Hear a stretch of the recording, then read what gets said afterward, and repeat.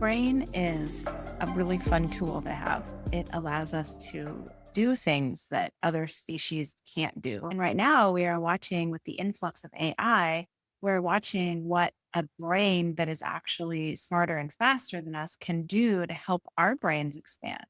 So it's really interesting to have a mind and see how each mind works in a unique way. You probably noticed over the course of your life that if you are aware of your mind, that you can see, what are my skills? What am I able to do really well? How does my brain work? What is unique to me? What is special about the way that I think and the way that I process information?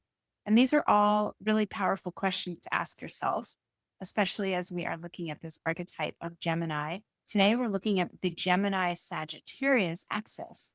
This is the axis of the mind. This is where we learn to perceive, in the case of Gemini, and we learn to look with perspective at things through the lens of Sagittarius. So it's the details and it's the big picture. It's the understanding of how we are impacted by something while also seeing the potentials. So it's a really cool archetype to understand, whether you have a lot of Gemini and Sagittarius in your chart or not. You still have it there and you still have a mind and you are always perceiving things, always. That's how we navigate around the world is we know this feels good, this feels bad, this feels weird, this feels interesting. And that is our Gemini mind perceiving, just seeking to understand, putting out the feelers and getting a sense of what's here. And then we get older or we want more, we become hungry for knowledge. That's when we slip up into that Sagittarian energy, which is where we go seeking.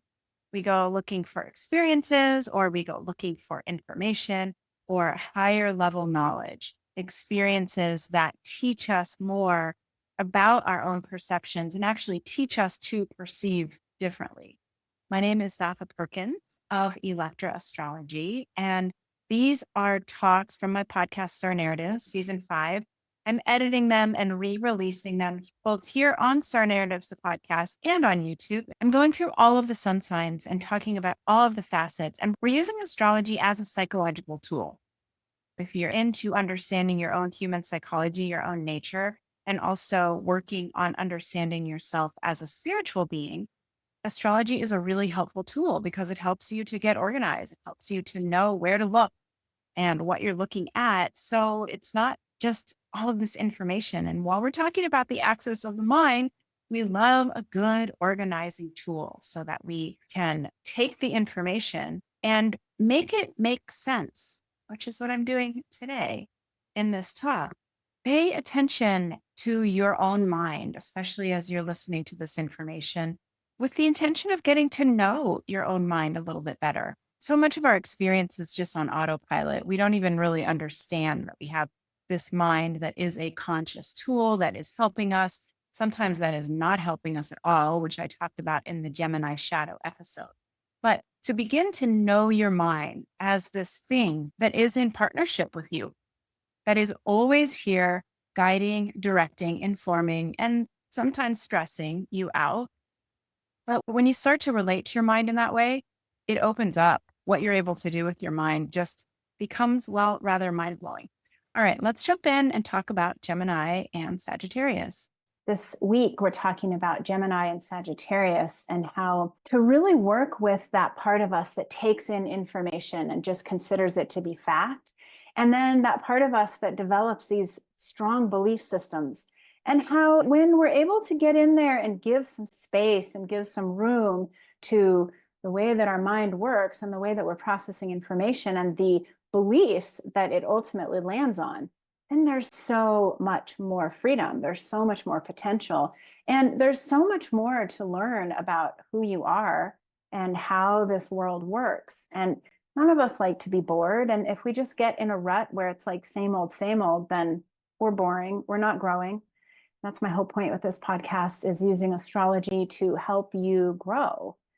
This week, we are going to talk about the Gemini Sagittarius axis. This is the axis of the 3rd and the 9th house. This is Gemini ruled by Mercury in the 3rd house and Sagittarius ruled by Jupiter in the 9th house. This is an axis of the mind. of the way that you take in information and use it. And the mind, as we'll be talking about through this whole month, is very intelligent. It has an agenda. Sometimes we talk about the ego belonging to the sun or the Leo archetype, or even Mars and Aries. But the ego also shows itself pretty strongly in the mind, because the mind has this way of acting like a driving force, and it's always seeking. It's always wanting, whether it's attention or diversion, or it's needing to solve a problem, it's trying to generate your interest. So we're going to start off talking about Gemini in the third house, where it's what's right in front of us. It's what we learn when we're younger. It's representative of elementary school. It is the thoughts and the way that we are fed information as young people and what our brain does with those. So if we look at our mind as being a tool for perceiving things, and we understand that perception is subjective. One person can walk into a restaurant that has loud music and really love the music, and their perception of the restaurant is that it's like hot and happening. And another person can walk in and feel immediately overwhelmed by the music, and their perception of the restaurant is it's just too loud and there's too much going on.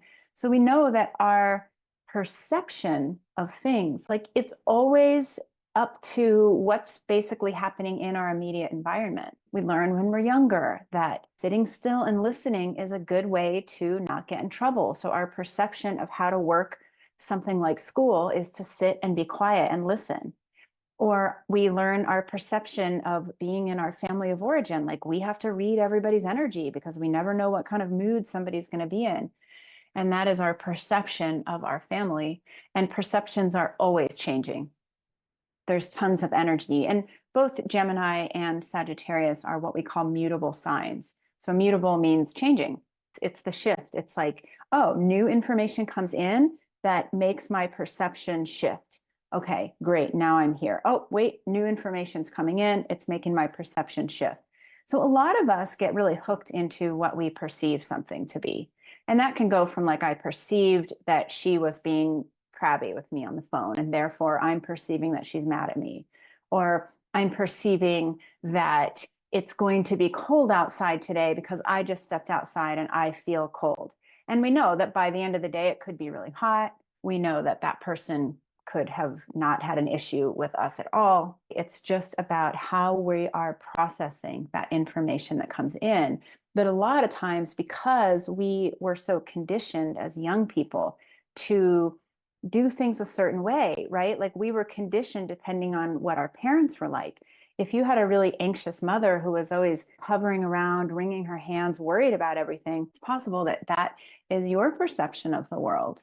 The world is stressful. So we have to look at a lot of different versions of Gemini information. And then we have to pin it ultimately on your mind, my mind. What does my mind have to say about what's going on? And what is my mind always scanning the environment looking for? And what does my mind do when it's boring, when there's not enough stimulus? What does my mind do when I'm overwhelmed and there's too much stimulus? So the mind is like, whoa. And we're talking about this through the entirety of Gemini season over the next few weeks. If you have missed the last episode where we talk about that Taurus transition from being in the body, relating to the world through the lens of, like, what messages is my body giving me and where am I holding tension in my body? Go back and listen to that one, because it's a good foundation for everything that's going to come next. I want you to really think here, and especially this week after you've listened to this episode, become a researcher of your own mind and begin to ask yourself those questions. Like, what is my mind occupied with most times? And when I'm bored, what do I reach for? And when I wake up in the morning at 3 a.m., where does my mind take me? We all have these danger zones of our mind, and Mercury is the planet that rules, and Mercury is the messenger. You can envision, we've all seen that depiction, little wings on the shoes, Mercury in the sky moves really, really fast. We all have sort of a collective, like, ugh, when Mercury goes retrograde. And part of that is because it's like, oh God, it's like this archetype of the mind. It moves really fast. It's always bringing us messages, and it is a tool that we love, we need it. The better our mind is, the more benefits we get to our life. High intelligence, and that includes emotional intelligence. Intelligence shows up in a million different ways, but having a high level of intelligence is such a huge asset. But most of us, our brains, they have a way of coming in and like taking over our thoughts, especially if you have thoughts that tend to bring you into anxiety or stress. And I think that's a lot of us. This week, pay attention to how often you are up in your head. Just to give you an example of that right this moment, close your eyes and take a few deep breaths into your belly center and bring your attention back into your physical body. Feel what it feels like to have your feet on the floor, on the ground. Feel what it feels like to give your body a stretch if there's anything that's kind of asking for a little bit of movement. Continue to breathe. Just sense into your solar plexus. That's that area that's right in between where your ribs meet. Put your hands there if you can. And just breathe. And that is where quite a number of nervous system nerves live in your body. Give it some breath.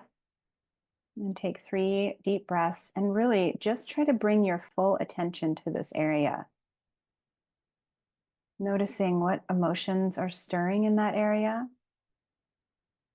Notice if there are any messages that that area has for you.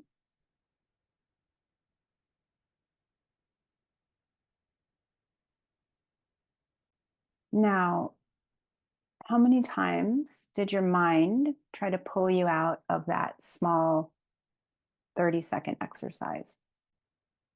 How many times did your mind try to bring in a new thought or try to remind you about somebody that you needed to call or take you out of the present moment?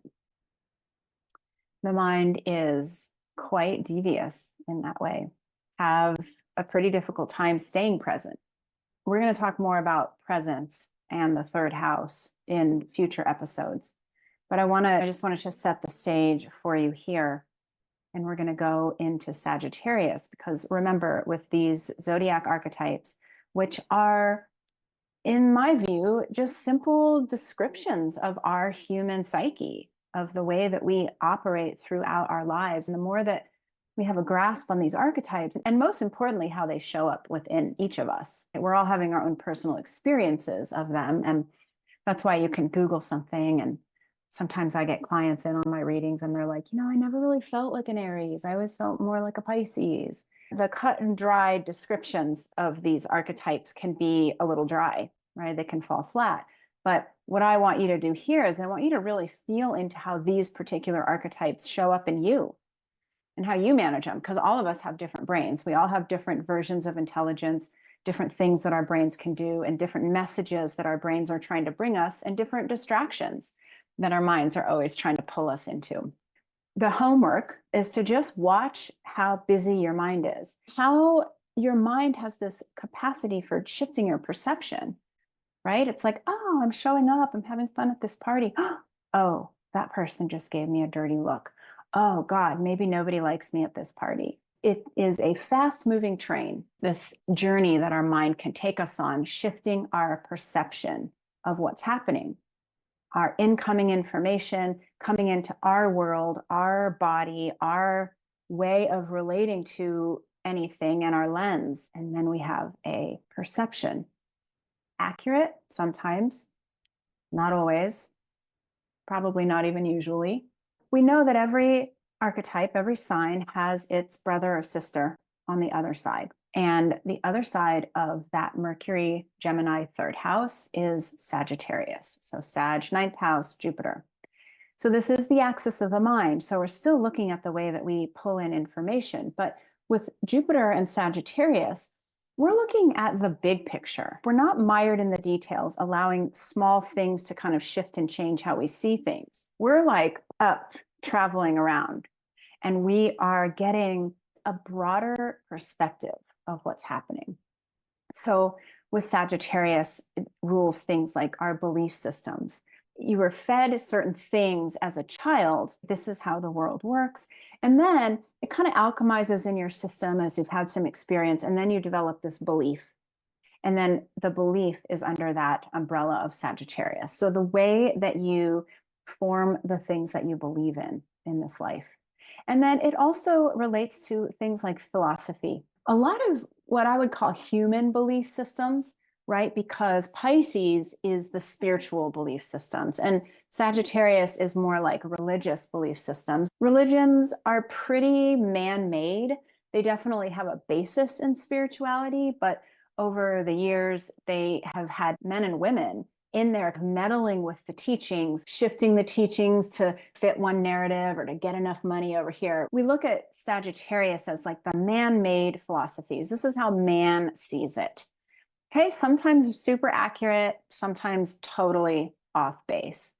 But we know that with Sagittarius, it's where we're really meant in an exalted way to be able to take all the facts and all the information, right? Instead of saying that, oh, I just showed up at the party and somebody gave me a dirty look, and that must mean that I'm not welcome at this party and everybody at this party dislikes me.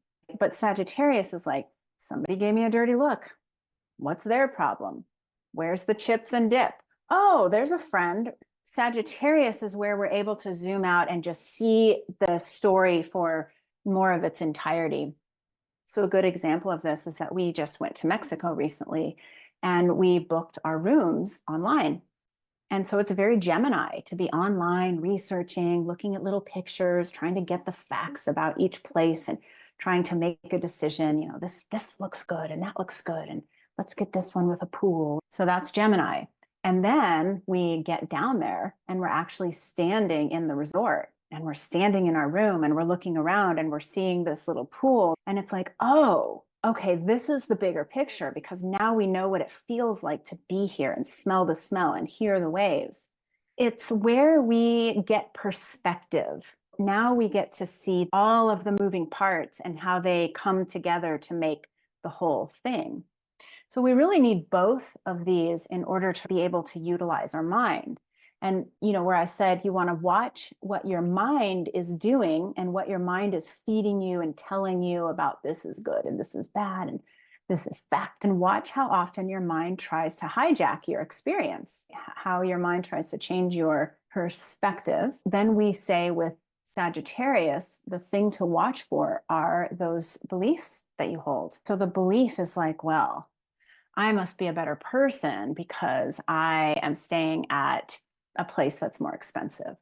I must be more valuable because I am driving an expensive car. Or that demographic of people is a bad demographic because they don't look the same way as me. We have to be really careful. And I think that this is part of what we're going to be working with as Jupiter is in Gemini. Jupiter moved into Gemini just a few days ago on May 25th and will be there for over a year. Jupiter is interesting because Jupiter rules Sagittarius. And so it is actually at detriment in Gemini. Jupiter's like, I want the big picture. And Gemini's like, I want the details. But we are all going to be asked to really reevaluate the things that we thought were true, our belief systems. Like, for example, here I was thinking that I've spent plenty of time in other countries, but not for the last handful of years. And somehow my perspective, especially through COVID and all of this stuff, my perspective was like, oh, flying out of the country is way too much of a hassle. I don't want to do it. So that had actually become a belief system for me of like, oh, no, I don't want to do that. It's going to take too long. In taking this trip, what happened is that I was able to reevaluate that belief system because I realized like, wow, this is actually easy. This is very smooth and this is very pleasurable. And there was nothing that was particularly harder about that than flying to someplace in the United States. And that's a silly example, but we're all going to be faced with bigger questions about our belief systems. Like, why do you believe that? What in your experience, what in your perception is telling you that that is still a belief system that works for you? Then we're going to be finding that a lot of these belief systems, they will stand for us. And we'll say, yeah, I still really feel it. And we're also going to have experiences where we are able to see the facts. We'll see how those beliefs began. And then we will go out into the world. And that's the Sagittarian way. We go out into the world and we explore and we have different experiences. And then we reframe the way that we thought about that thing. So Sagittarius also rules things like higher education and learning and moving into just spaces that are different, whether it's a conversation with somebody that you've never talked to before or a memoir that somebody wrote that helps you to see your life differently through their life experiences. And sometimes it's actual travel, getting out of your comfort zone and going somewhere new and having to reorient. I was talking with a friend about the importance of traveling for kids that get out of high school. And it almost could be more beneficial than going straight into like a university setting. You're getting out of this comfort zone of having studied for 13 years and you're seeing the world. It really helps to give you objectivity about what it is that's going on here. Like, who am I? What am I doing? And that's one of the big questions when we pop into Gemini. You know, when we're infants, we're born into Aries and we scream and we cry and we understand what we need and we demand that we get it. And then we move into Taurus and we start to discover our bodies. Like, wow, this little hand is attached to me. Oh, look at what I can do with my tongue. And then we move into Gemini, and that is where we start to develop this mind. We start to notice, like, oh, I have thoughts. I have things that I'm wanting to learn language. And of course, communication also falls under the realm of Gemini. So go ahead and just take a deep breath and then just get settled. Get a sense of how this information is landing in your body. Because we are working to integrate the mind and the body as we move through the Taurus Gemini seasons. Next up, we'll have Cancer, and that's where we start to integrate our emotions. But when we're dealing with these really personal signs, you know, the best way to get a sense of what's really happening, what that alchemy that's happening in your brain, in your body, as you're learning and you're making these connections about who you are, the best way is to take some deep breaths and just make a conscious effort to come back into your body, into the present moment, and just notice what's here. And this week, make sure to watch your mind and to watch your belief systems, because you're going to find that you have certain belief systems that pop up that don't hold any water anymore. You're going to find that you have these perceptions, and really it's the perceptions that are informing the belief systems. And so we're going to get in there and we're going to look at dismantling some of our old ways of perceiving and dismantling some of our old strongly held beliefs and the ways that we have thought that the world works, right? The things that we have been told about how the world works. And we're certainly in a time period, as you're noticing in your own life, where things don't work the same way that they used to. Time ebbs and flows in what feels like to be a different rhythm. Things aren't always available that we thought we needed at the grocery store. Customer service is crazy. Half the time you can't get anybody. We're doing more and more work through a computer screen instead of face to face. And so all of these things are really in flux. As Pluto continues to move farther into Aquarius, the system's breaking down. But ultimately, this is going to be a good thing. And we want to be on top. We want to be right there with it. And that includes doing our own personal work, and most certainly includes beginning to be a researcher of your own mind, the power of your own mind, who is in there controlling. You heard me say when we get to Capricorn season, we talk a lot about the inner critic. And one of my suggestions always is to name your inner critic so that you're aware of when that person is here. You can also do this thing where you name your busy mind. Let's say that part of you that's just always thinking, trying to generate excitement or generate anxiety. Let's say you name your mind Jack. Oh, Jack's here.